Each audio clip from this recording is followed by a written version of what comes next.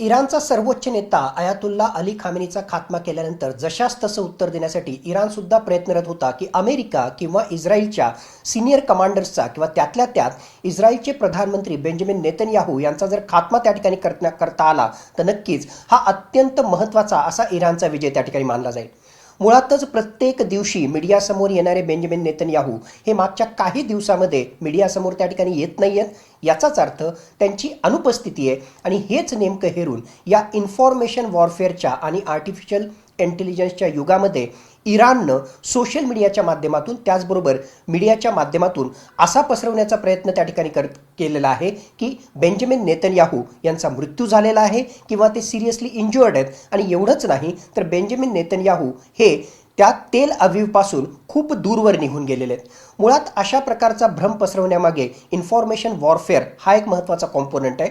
जर इस्रायलचा सर्वोच्च नेताच जर असा पळ त्या ठिकाणी काढत असेल किंवा त्याचा खात्मा करण्यामध्ये इराणला जर यश मिळवलं, अशा प्रकारची बातमी पेरण्यामध्ये इराणला जर यश आलं तर इस्रायलचं सैन्य असेल किंवा त्यांच्या जनतेमध्ये एक प्रकारचा निगेटिव्ह संदेश त्या ठिकाणी जाईल, त्यांचं मनोधैर्य खचेल आणि एकूणच नॅरेटिव्ह बिल्डिंगमध्ये सायकोलॉजिकल वॉरफेअरमध्ये इराणला इस्रायल विरुद्ध जबरदस्त यश प्राप्त करता येईल। याच अनुषंगानं अशा प्रकारचा मेसेज पोहोचवण्याचा प्रयत्न हा इराणतर्फे त्या ठिकाणी केला जातोय। पण आतापर्यंत आलेल्या सगळ्या बातम्यांच्या अनुसार त्याचबरोबर फॅक्ट चेक केल्यानंतर बरेचसे आर्टिफिशियल इंटेलिजन्स आणि डीप फेकच्या माध्यमातून फर्जी व्हिडिओ हे त्या ठिकाणी सर्क्युलेट करण्याचा प्रयत्न इराणच्या काही एजन्सीजकडून त्या ठिकाणी केला जातोय। आणि आतापर्यंत आलेल्या बातम्यांच्या अनुसार बेंजामिन नेतन्याहू हे अजूनही जिवंत आहेत आणि ते इस्रायली लष्कराचं नेतृत्व करतायत, अशाच प्रकारचा एक प्रकारचा संदेश इस्रायलकडून सगळ्या जगाला त्या ठिकाणी जातोय। भारताकडे येणाऱ्या जहाजाला अमेरिका सेफ पॅसेज देते, त्यामुळे ते भारतीय जहाज सुरक्षित येते।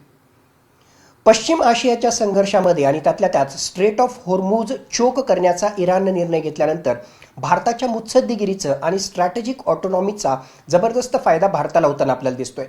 स्ट्रॅटेजिक ऑटोनॉमीच्या अंतर्गत भारत हा इराणचा मित्र आहे, त्याचबरोबर इस्रायल आणि अमेरिकेसोबत सुद्धा भारताचे चांगले संबंध आहेत। याच मुत्सद्देगिरीचा वापर करून भारतानं इराणशी चर्चा केली आणि त्या अनुषंगानं भारताच्या तेलवाहू जहाजा या स्ट्रेट ऑफ होर्मुझमध्ये मधून सुरक्षितपणे सुखरूपपणे भारताच्या दिशेकडे येण्यासाठी इराणशी चर्चा त्या ठिकाणी केलेली आहे। दुसऱ्या बाजूला अमेरिका आणि इस्रायलसोबत सुद्धा चांगले संबंध त्या ठिकाणी असल्यामुळे भारताच्या या तेलवाहू जहाजांना एक प्रकारे सेफ पॅसेज हे दोन्ही बाजूनं त्या ठिकाणी मिळत आहे। म्हणजे इराणचा सुद्धा आपल्याला सपोर्ट आहे, त्याचबरोबर इस्रायल आणि अमेरिकेचा सुद्धा सपोर्ट आहे। आणि याच अनुषंगानं भारताची एनर्जी सिक्युरिटी एक प्रकारे ऊर्जा सुरक्षितता या अनुषंगानं या सगळ्या बातम्या भारताला दिलासादायक त्या ठिकाणी आहेत। गेली 15 दिवस झाले तीन देशाकडून हल्ले सुरू आहेत। अमेरिका, इस्रायल इराणवर हल्ला करतो, तर इराण या दोन्ही देशावर हल्ला करतो, प्रयत्न करतो। तर काय वाटतं?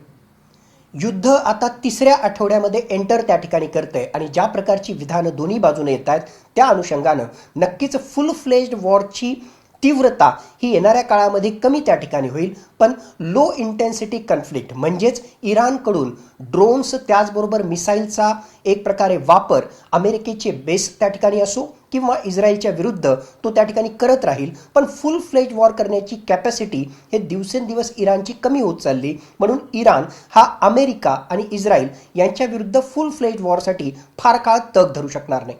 आज घडीला स्ट्रेट ऑफ होर्मुझ चोक करण्याचा निर्णय इराणनं त्या ठिकाणी घेतलेला आहे। येणाऱ्या काही आठवड्यामध्ये स्ट्रेट ऑफ होर्मुझला चोक करून आंतरराष्ट्रीय स्तरावर दबाव निर्माण करण्याचा प्रयत्न आणि त्याच्या माध्यमातून लिव्हरेज किंवा एक प्रकारे निगोशिएशनमध्ये अमेरिकेला काही गोष्टी इराणच्या बाजूनं मान्य करण्यासाठी त्याला बाध्य करणं, अशा प्रकारची भूमिका इराणची त्या ठिकाणी असू शकते। पण असं जरी असलं तरी येणाऱ्या काळामध्ये फुल फ्लेज्ड वॉरसाठी इराण हा अमेरिकेसोबत टिकूच शकणार नाही। दुसऱ्या बाजूला अमेरिकेनं सुद्धा जबरदस्त आक्रमक कारवाई करण्याचे संदेश एक प्रकारे संकेत त्या ठिकाणी दिलेले आहेत। मुस्तफा खोमेनीचा खात्मा करणं त्या ठिकाणी असो किंवा खार्ग आयलँडवर जर गरज पडली तर इराणचं ऑइल इन्फ्रास्ट्रक्चर उद्ध्वस्त करण्यासाठी जबरदस्त कारवाई करणं असो, यासाठी अमेरिका तयारी करताना दिसतोय। अमेरिकेनं USS त्रिपोली ही युद्धनौका त्याचबरोबर साधारणतः 5000 मरीन कमांडोज हे इराणच्या दिशेनं त्या ठिकाणी धाडलेले आहेत। म्हणजेच भविष्यामध्ये जर गरज पडली तर आक्रमक कारवाईच्या माध्यमातून बूट्स ऑन ग्राउंड म्हणजेच इराणमध्ये आपलं सैन्य पाठवण्यासाठी सुद्धा अमेरिका तयारी करतोय, अशाच प्रकारचे इंडिकेशन्स आपल्याला मिळत आहेत। एकूणच विचार करता फुल फ्लेज्ड वॉर जे आहे ते दिवसेंदिवस कमी कमी त्या ठिकाणी होत जाईल. पण लो इंटेन्सिटी कन्फ्लिक्ट म्हणजेच इराणकडून ड्रोनच्या माध्यमातून हल्ले त्या ठिकाणी करत राहणं आणि इस्रायलकडून सुद्धा सदन लेबनन असेल किंवा इराण असेल यामध्ये हल्ले आणि प्रतिहल्ले करत राहणं, अशा प्रकारचा सिनारिओ, अशा प्रकारचं चित्र येणाऱ्या काही दिवसांमध्ये आपल्याला पाहायला मिळू शकतं.